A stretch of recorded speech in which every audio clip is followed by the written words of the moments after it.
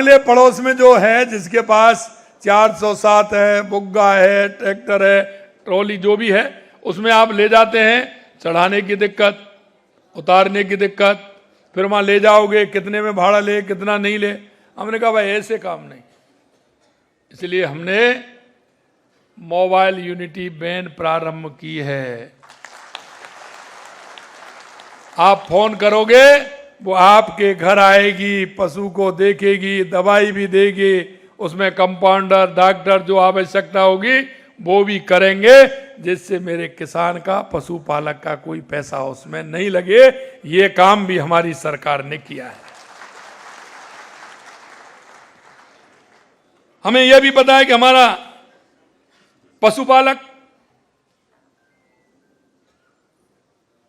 क्योंकि उसका काम है, वो जब वो डेयरी पर दूध निकाल करके गाय भैंस का डेयरी पर देने जाता है, तो यह भी हमने ध्यान रखा है कि मेरे पशुपालक को फायदा होना चाहिए।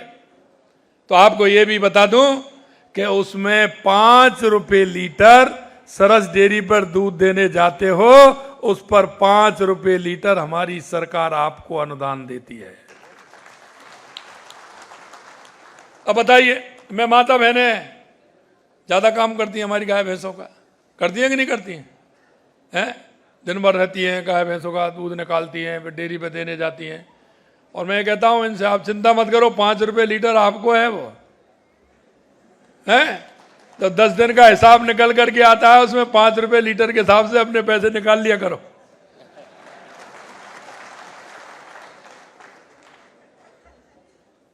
तो हम छोटी छोटी बातें जो हमारे ध्यान में आती हैं कि हमारे पशुपालकों की सुविधा क्या होनी चाहिए, हम उनको सभी को ध्यान में लेकर के चल रहे हैं। मेरे भाइयों, मैं आपसे एक ही बात कहना चाहता हूं।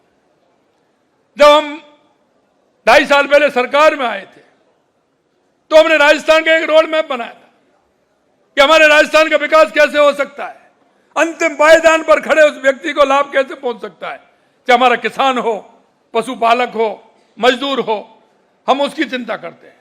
हमारे प्रधानमंत्री जी कहते हैं इस देश के अंदर 4 जातियां हैं, युवा, महिला, किसान और मजदूर। किसान और पशुपालक, मजदूर, वो हमारी ये 4 जातियां हैं। और मैं इसलिए आप सभी से कहना चाहता हूं मेरे मित्रों, हमारी सरकार इसे मूल में लेकर के काम कर रही है। हम चाहते हैं कि हमारा किसान उन्नत खेती करे। आप पशुपालक के साथ साथ किसान भी आप हैं, आप सभी के पास जमीन भी है, आप पशुपालक भी हैं। तो हमारे इन सभी भाइयों का अगर सरकार की सहभागिता होगी तो निश्चित रूप से उनका जीवन स्तर ऊपर उठेगा।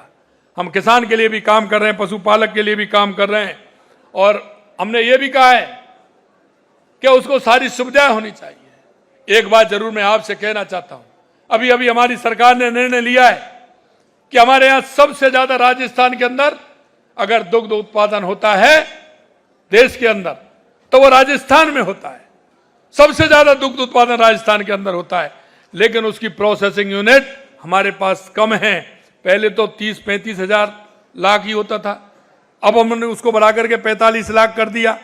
हम आगे चाहते हैं उसको कि वो 65 लाख हमारा अगली साल तक हो, और आने वाले समय में 85 लाख और 90 लाख लीटर का हम उपयोग कर सकें, और उसका उपयोग करते हुए हम राजस्थान की जनता को फायदा दे सकें। इसलिए हमने हमारे जो दुग्ध संयंत्र हैं उनको भी हमने बढ़ाने का काम किया है।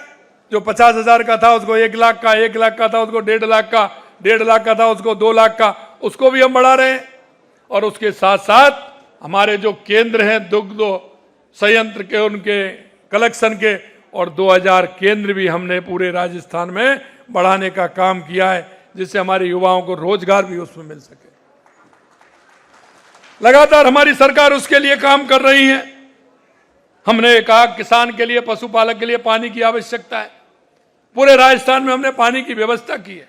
और अभी आपने देखा है कि 20 मई से 5 जून तक हमारा वंदे गंगा जल संरक्षण अभियान चल रहा है। आप सभी से मैं कहना चाहता हूं, आपके गांव में, आपके क्षेत्र में कोई नदी, नाला, पोखर, तालाब, एनीकट कोई भी हो, उसको सुधारने का काम करें आने वाले समय में, जिससे कि बारिश का पानी हम उसमें संचय कर सकें, वो हमारी जमीन के लिए और हमारे पशुपालकों के लिए काम आ सके। इस अभियान में आप भाग लेंगे, ऐसा मेरा आप सभी से निवेदन है। आज अब अभियान को देख रहे हैं हम। आज हमारे अभियान को 6 दिन हुए हैं और 6 दिन के अंदर 3,70,000 कार्यक्रम आयोजित हुए हैं। 2.5 करोड़ से अधिक आम नागरिकों की उनमें सहभागिता हुई है। 42,000 से अधिक जल स्रोतों और लगभग 74,000 कार्यालयों और अस्पतालों में साफ सफाई की गई है। आपसे आग्रह करना चाहता हूं कि इस अभियान में भाग लें और भाग लेते हुए इस अभियान को और आगे बढ़ाएं, जिससे उस पानी का उपयोग हम कर सकते हैं। मेरे भाइयों, पानी का कोई विकल्प नहीं है। हमें हमारे पानी को बचाना है, हमें पानी को एकत्रित करना है। इसलिए हमें वंदे गंगा जल संरक्षण अभियान में भी भाग लेना है। आने वाले जुलाई के महीने में एक पेड़ मां के नाम माननीय प्रधानमंत्री जी का हम सबको उनके नेतृत्व में हम काम कर रहे हैं। पर्यावरण को बचाना है। आने वाले समय में आपको एक पेड़ मां के नाम लगाते हुए हमारे पर्यावरण को भी बचाना है और इसमें हम सभी को सहभागिता के रूप में काम करना है। हर व्यक्ति को अपनी माता के नाम हर साल पेड़ लगाएंगे तो निश्चित रूप से राजस्थान की यह धरा जो मरुधरा है, यह हरियाणा और राजस्थान कहलाएगी। अंत में एक बात कहूंगा, हमारे प्रधानमंत्री जी कहते हैं अगर हमारी महिलाओं का उत्थान होगा तो हमारे प्रदेश और हमारे देश का उत्थान होगा, हमारे गांव का उत्थान होगा। लगातार हम महिला शिक्षा के लिए काम कर रहे हैं, लखपति दीदी के लिए काम कर रहे हैं और हम चाहेंगे कि हमारी माता बहनें आगे आएंगी, हमारी बेटियों को अच्छी शिक्षा मिलेगी, आत्मनिर्भर बनने का अवसर मिलेगा तो हमारे अर्थव्यवस्था सुधरेगी। और हम चाहते हैं कि हमारी बहनें शिक्षित, स्वावलंबी और सशक्त बने, इसके लिए हम काम कर रहे हैं। और लखपति दीदी हमारी, आप देख रहे हो लखपति दीदी हमारी कितना अच्छा काम कर रही हैं और उनके लिए भी हमारी सरकार काम कर रही है। पहले हम उनको 1 लाख रुपए देते थे 2.5% ब्याज पर, अब हमने उनको भी बढ़ा दिया 1.5 लाख रुपए और 1.5% पर हम पैसा देते हैं, जिससे कि वो अच्छा काम करें।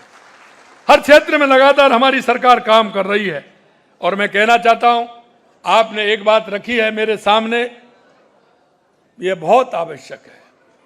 माता अहिल्याबाई होलकर जी ने कहा कि अगर सभी बातों का जवाब है तो वो है शिक्षा।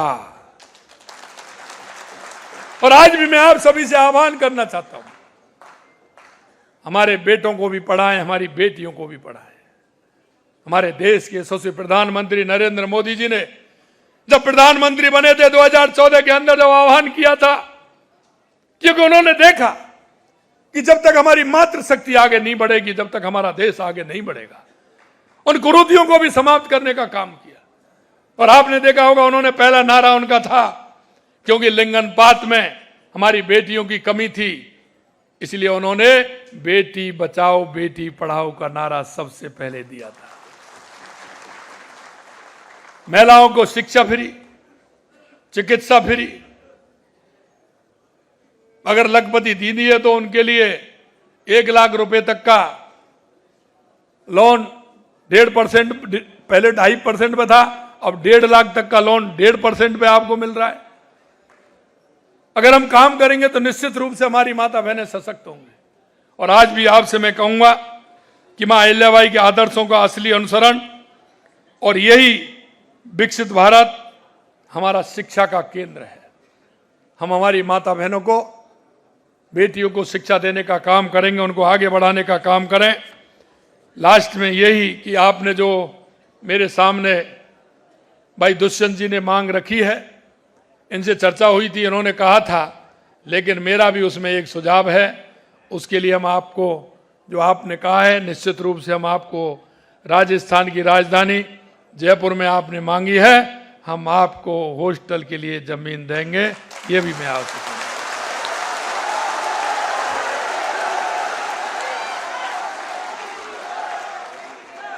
लेकिन मैं एक के साथ साथ एक बात और मैं कहना चाहता हूं कि उसमें दोनों ही होंगे, छात्राओं का भी होगा और छात्रों का भी होगा। यह समाज हमारा बहुत समाज है।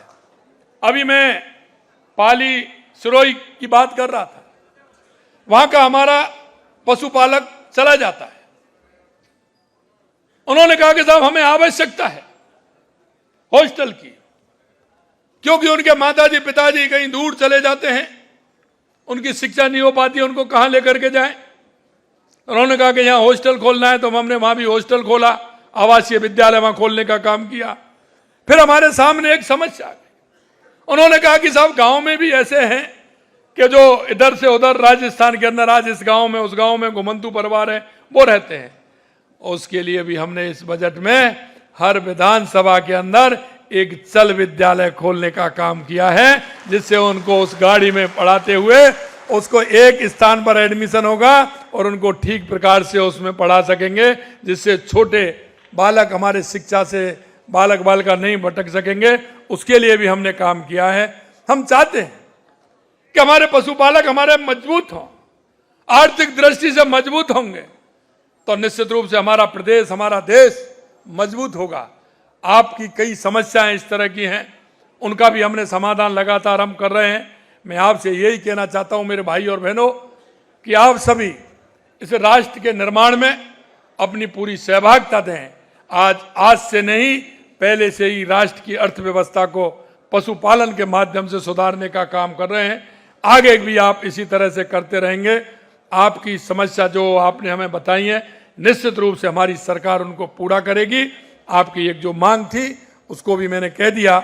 आप सभी लोग इतनी बड़ी संख्या में आए हैं, उन्हें आप सभी को बहुत बहुत धन्यवाद, बहुत बहुत धन्यवाद। जय हिंद, जय भारत, जय राजस्थान। बोलिए भारत माता की।